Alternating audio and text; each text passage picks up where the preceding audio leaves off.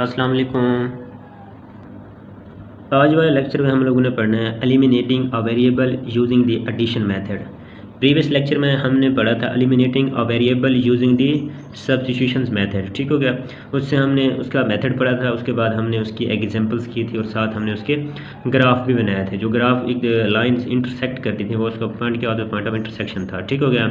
आज हमारे पास है कि eliminating a variable using the addition method, ठीक होगा। अब हम एडिशन मेथड से क्या निकालेंगे, वेरिएबल्स की वैल्यू निकाल। एलिमिनेटिंग का मतलब यही होता है कि हमने जो इसमें वेरिएबल यूज़ हो रहे होंगे उनको क्या करना होता है, उनकी वैल्यूज़ निकालनी होती है। Eliminating a variable, the substitution method is most useful if one of the given equation has an isolated variable, ठीक हो गया।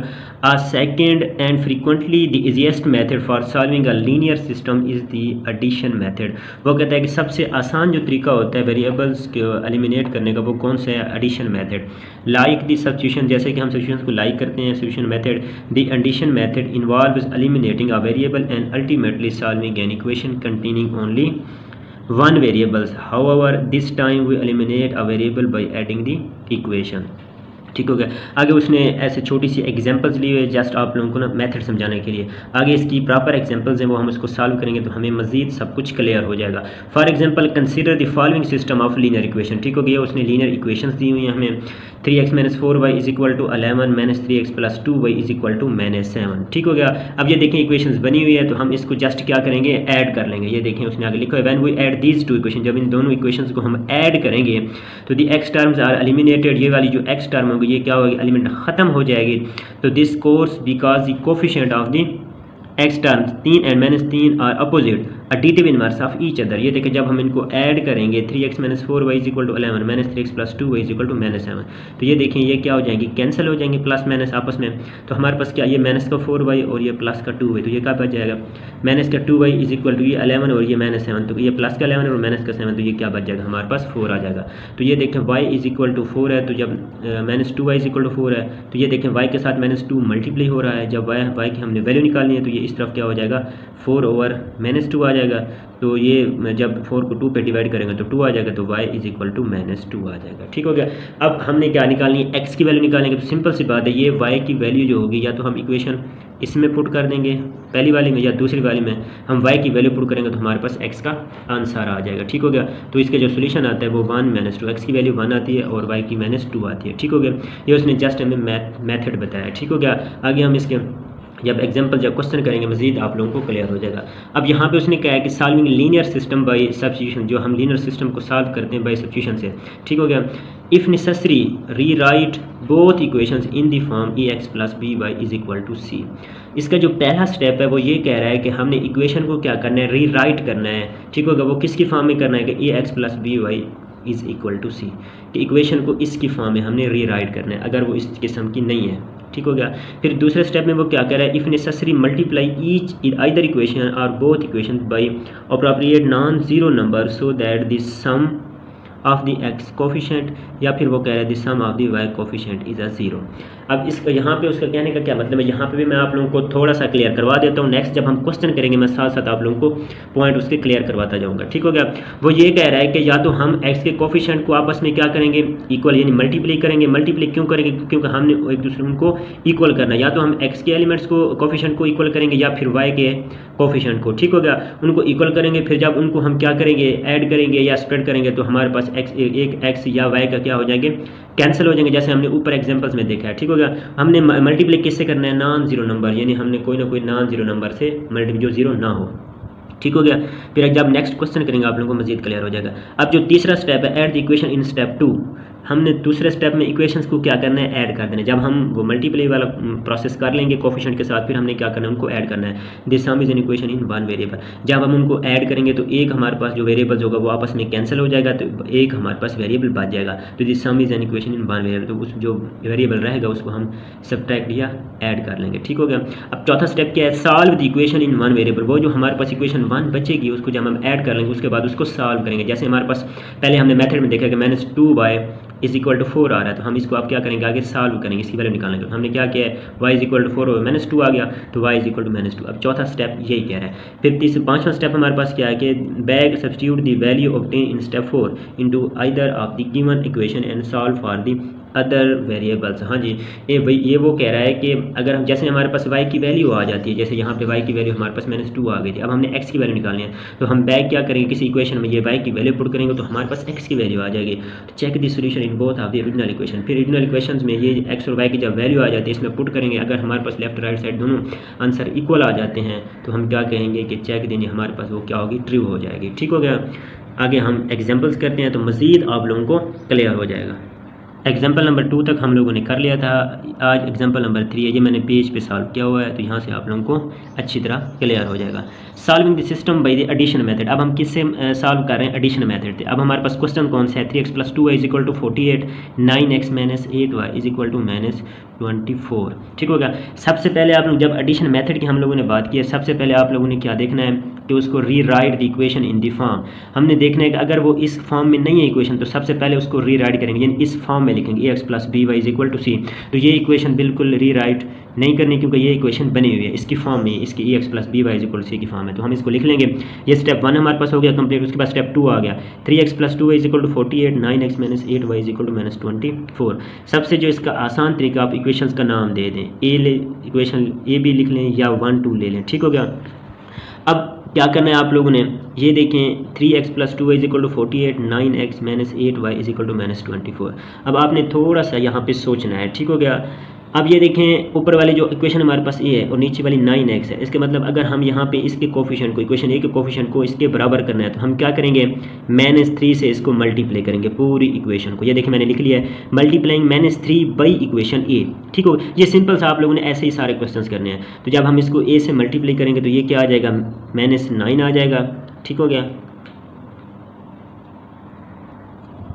हाँ जी, ये क्या आ जाएगा, -9 आ जाएगा और -6y = -144 आ जाएगा। ठीक है, जब हम इसको 3 से मल्टीप्लाई करेंगे।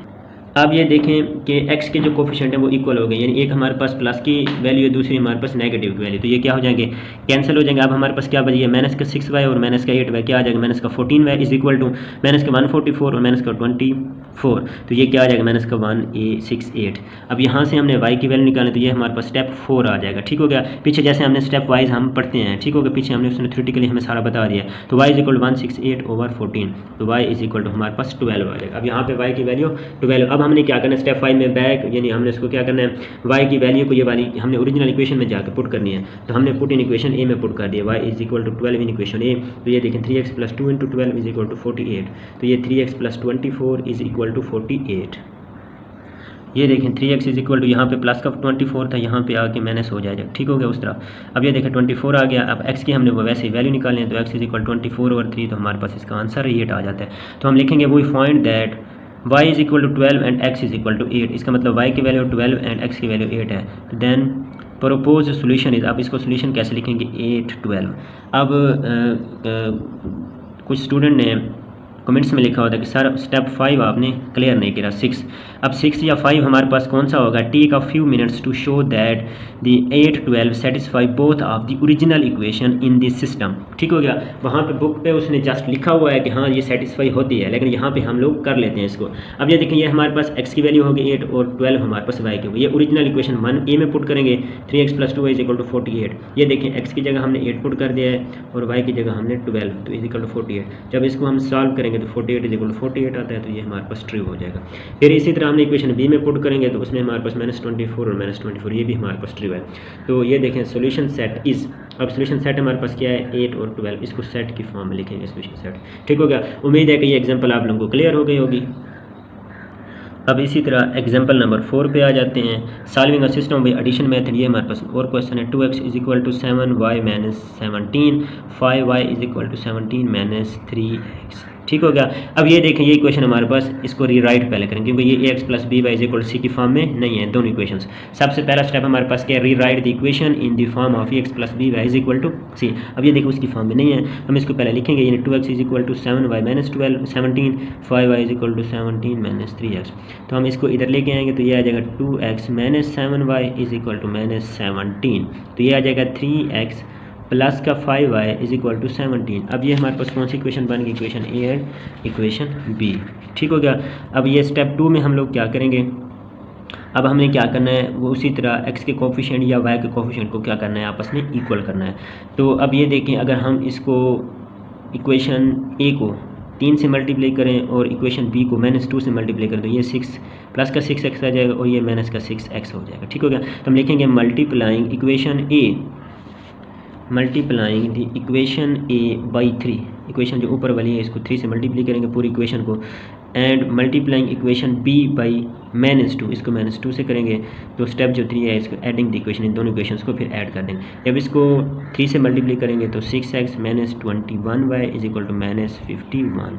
ठीक हो गया, ये आ जाएगा। फिर इसी तरह जब इसको 2 से करेंगे, -2 से इक्वेशन b को, तो ये आ जाएगा -6 - 10y = -34। फिर उसी तरह इस दोनों इक्वेशन को हमने क्या कर दिया है, ऐड कर दिया है। तो ये आ गया हमारे पास -30y = -85।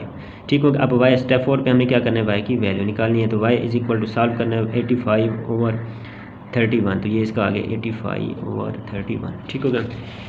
अब स्टेप 5 में हमने क्या करना है कि स्टूडेंट पूछ रहे थे कमेंट्स में कि सर स्टेप 5 क्या होता है। स्टेप 5 में हम लोगों ने क्या करना है, जैसे ही हमारे पास y की वैल्यू निकलती है, ठीक हो गया, जैसे ही हमारे पास y की वैल्यू, जैसे ये y की वैल्यू हमारे पास निकली हुई है, जैसे ये y की वैल्यू निकलती है तो हम क्या करते हैं, उसको पीछे जाके ओरिजिनल इक्वेशन में पुट कर देते हैं। ठीक हो गया। तो ये y = 85 और 31 है। तो हम x की वैल्यू अब कैसे निकालते हैं, जैसे हमने y की निकालनी है ऐसे हम x की वैल्यू भी निकाल सकते हैं, बजाय हम उसको पीछे पुट करने के बजाय। अब ये देखें 2x - 7y = -17, 3x + 5y = 17। जैसे हमने यहाँ से y की वैल्यू निकाली है पहले, तो यहाँ से x की वैल्यू भी निकाल सकते हैं। अब हम क्या करते हैं कि y की जो कोफिशिएंट उनको इक्वल कर देते हैं। मल्टीप्लाइंग इक्वेशन ए को हम मल्टीप्लाई कर देते हैं 5 से, ये भी 35 हो जाएगा, और नीचे इसको 7 से कर देते हैं तो ये भी 35 हो जाएगा। तो हमने क्या किया, multiplying by equation A by 5 से इसको पूरी इक्वेशन को मल्टीप्लाई कर देंगे, इसको 7 से मल्टीप्लाई कर देंगे। तो हमारे पास ये देखें, ये 10x - 35y = -85, और ये आ जाएगा 21x + 35y = 119। ठीक होगा। ये देखिए, इसको हमने सॉल्व किया है, ऐड किया है, तो उसके बाद x की वैल्यू हमारे पास आ गई 34/31। तो वी फाउंड दैट y = 85 और 31, x = 34/31। तो पूरा सोल्यूशन की फॉर्म में लिखा है, और सोल्यूशन सेट इसका क्या आएगा, 34/31, 85/31। उसी तरह आप इसको चेक भी कर सकते हैं, ओरिजिनल इक्वेशन में दोनों की वैल्यू जाके पुट करें तो हमारे पास लेफ्ट एंड राइट इक्वल आ जाती है, तो हम उसको सोल्यूशन सेट की फॉर्म में लिख देंगे, हम कहेंगे कि वो ट्रू है। ठीक होगा। हाँ जी, उम्मीद है कि आप लोगों को ये एग्जांपल्स भी क्लियर हो गए। ठीक होगा। आप लोगों ने खुद जब प्रैक्टिस करेंगे तो ये सारा आप लोगों को क्लियर हो जाएगा। हाँ जी, एग्जांपल नंबर 3 सॉल्व हमने किया है, उसमें फिर ये उसने प्रैक्टिस के लिए एक एग्जांपल्स दिया है। ठीक हो, इसको भी आप लोगों ने वैसे ही सॉल्व करना है। फिर एग्जांपल 4 सॉल्व करने के बाद फिर उसने लास्ट पे फिर उसने यहाँ पे ये देखें, ये हमारे पास सोल्यूशन सेट की फॉर्म में आ गए। फिर उसी तरह उसने क्वेश्चन दिया है प्रैक्टिस के लिए कि ये वाला, ये भी आप लोगों ने ऐसे ही करना है। ठीक हो गया। आगे हमारे पास है linear system having no solution और इन्फिनेटली मैनी सोल्यूशंस। ठीक हो गया। We have seen that a system of linear equation in two variables represent a pair of lines. The lines either intersect at one point. वो कहते हैं कि ये जो हमारे पास लाइंस होती हैं, ये एक पॉइंट पे क्या करती हैं, एक दूसरे को इंटरसेक्ट करती हैं, या फिर वो कहता है कि पैरेलल होती हैं, या फिर हम उसको कहते हैं कि यार आइडेंटिकल। तो thus there are 3 possibilities for the number of solution to a system of two linear equation in two variables. वो कहते हैं कि system of two linear equation को सॉल्व करने के लिए हमारे पास 3 पॉसिबिलिटीज़ हैं। ठीक हो गया। The number of solution to a system of two linear equation, the number of solution to a system of two linear equation in two variable is given. ठीक हो गया। ये भी मैंने यहाँ पे पेज पे लिखा हुआ है इसको। अब ये देखें नंबर ऑफ सोल्यूशन, और उसके बाद ग्राफिकली इसको कैसे करेंगे हम लोग। ठीक हो गया। सबसे पहले एग्जैक्टली 1 ऑर्डर पेयर सोल्यूशन, जैसे हमने लिखा था कि उसका एग्जैक्टली 1 सोल्यूशन ही आता है। ठीक हो गया। और इसका ग्राफ कैसे बनते हैं वो हमने स्टार्ट में क्वेश्चन किए थे कि 2 lines intersect at a 1 point. जैसे ही वो एक पॉइंट पे एक दूसरे को इंटरसेक्ट करती हैं तो वो उसका पॉइंट क्या होता है, 2 लाइंस इंटरसेक्ट है, वो उसका क्या होता है, पॉइंट ऑफ इंटरसेक्शन होता है। ठीक हो गया। फिर वो कहता है कि नो सोल्यूशन, नो सोल्यूशन में क्या होते हैं, लाइंस आर पैरेलल, उसमें लाइंस एक दूसरे को इंटरसेक्ट नहीं करती, यानी पैरेलल जाती हैं। ठीक हो गया। इन्फिनेटली मैनी सोल्यूशन, वो कहते हैं कि बहुत से सोल्यूशन होंगे, तो उसमें हम ग्राफिकली वो कैसे होगा, 2 लाइंस आर आइडेंटिकल, मतलब एक ही लाइंस हमारे पास क्या होगी, 2 लाइंस आर आइडेंटिकल। ठीक हो गया। अभी हम इसके ग्राफ देख लेते हैं, फिर आगे एग्जांपल्स करेंगे नो सोल्यूशंस की और मैनी इन्फिनेट सोल्यूशन की, तो मज़ीद आप लोगों को वहाँ पे क्लियर हो जाएगा। अब ये देखें उसने ग्राफ बना दिया समझाने के लिए। ये देखें एक्स वाई प्लेन है, ये देखें उसने दो लाइंस ले ली हैं, ठीक है, टू लाइंस आर इंटरसेक्ट। ये देखें इस पॉइंट पे क्या करेंगे, दूसरे को कट कर रहे हैं, इंटरसेक्ट कर रहे हैं, ठीक हो गया। इसमें क्या होता है, एक्जैक्टली वन सोल्यूशन, इसमें एक्जैक्टली एक ही सोल्यूशन आता है। फिर ये देखें इसमें नो सोल्यूशन है, कोई सोल्यूशन नहीं आता, एक दूसरे को इंटरसेक्ट ही नहीं कर रहे। ये देखें पैरेलल, दोनों लाइंस क्या है, पैरेलल है।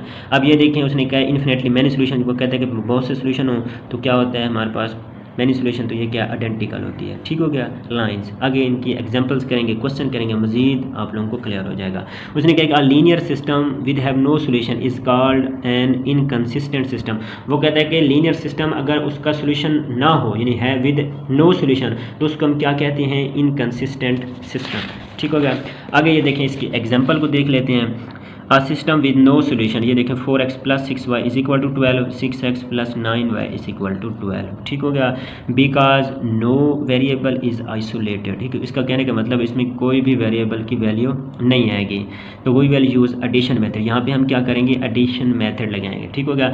अब उसने इक्वेशन ए को किससे मल्टीप्लाई किया है, यानी 4x plus 6y is equal to 12, इसको किससे मल्टीप्लाई किया है, 3 से किया है, और नीचे वाली जो इक्वेशन बी है उसको किससे मल्टीप्लाई किया है, -2 से। इन दोनों को क्या किया, आपस में ऐड किया। जब दोनों को ऐड कर दें तो ये दोनों क्या हो जाती हैं, कैंसिल हो जाती हैं, एक्स और वाई दोनों 0 0 आ जाती हैं। तो यहाँ पे क्या आ जाता है, 12, 0 इज इक्वल टू 12, ये इक्वल तो है नहीं, ये इनकरेक्ट है हमारे पास। तो हम लिखेंगे the statement is false, 0 is equal to 12 indicate that the system is inconsistent, यानी system has no solution with no solution and has no solution the solution set. अब हमारे पास सोल्यूशन सेट क्या आएगा, एम्प्टी सेट आएगा, ठीक हो गया। उम्मीद है कि ये भी आप लोगों को क्लियर हो गया। अब हमने क्या करना है, इसका ग्राफ ड्रा करना है, ग्राफ कनेक्शन क्या होता है, ठीक हो गया। उसी तरह हमने एक्स और वाई के पॉइंट्स निकालने हैं। जब उसके पॉइंट्स यहाँ पे बुक पे उसने नहीं निकाले हुए, मैंने यहाँ पे पेज पे निकाल दिया ताकि आप लोगों को समझ आ जाए। For x intercept put y is equal to 0, then जब हमारे पास इक्वेशन कौन सी है, 4x plus 6y is equal to 12, ठीक होगा। यहाँ पे जब हम y 0 रखेंगे तो हमारे पास x की वैल्यू 3 आ जाती है, ठीक हो। ये पीछे भी मैंने ऐसे 1-2 क्वेश्चन किए हैं। अब ये देखें हमारे पास x की वैल्यू 3 और y की 0। फिर जब हम y इंटरसेप्ट निकालेंगे तो x 0 पुट कर देंगे, तो ये देखिए इसी इक्वेशन में हम, तो हमारे पास y की वैल्यू है 0 2, ठीक हो गया। फिर इसी तरह फॉर x इंटरसेप्ट के लिए put y is equal to 0, then 6x plus 9y is equal to 12 आ जाएगा। तो ये देखिए यहाँ से x 2 0 आ गया, और यहाँ पे y जब y इंटरसेप्ट निकालेंगे तो y हमारे पास आ जाता है 1.33, तो 0 1.33 इसकी y की वैल्यू आ जाएगी, ठीक हो गया। अब ये देखें ग्राफ, इन्हीं पॉइंट्स को हम यहाँ पे ड्रा करेंगे तो ये हमारे पास दो क्या आ जाएंगी, पैरेलल लाइंस आ जाएंगी, ठीक हो गया। पहला हमारे पास क्या है, 3 2, ठीक हो गया। अब ये देखें ये हमारे पास 3 है और ये 2 है, ये ऐसे लाइंस ड्रा कर लेंगे। फिर हमारे पास है 1.33 और हमारे पास क्या है 2 है। ये देखें यहाँ पे ये 2 है हमारे पास, ये y पे हमारे पास 1.3 है और x पे हमारे पास 2 है, ये देख 2, ये ऐसे लाइंस आ जाएंगे, ठीक हो गया। जब आप लोग खुद इसको ट्राई करेंगे, ड्रा करेंगे तो आप लोगों को मज़ीद क्लियर हो जाएगा। उम्मीद है कि यहाँ तक आप लोगों को जितना मैंने पढ़ा दिया आप लोगों को क्लियर हो गया होगा। तो वीडियो आप लोगों को अच्छी लगी है तो कमेंट्स में ज़रूर बताएं। नेक्स्ट लेक्चर के लिए तब तक अल्लाह।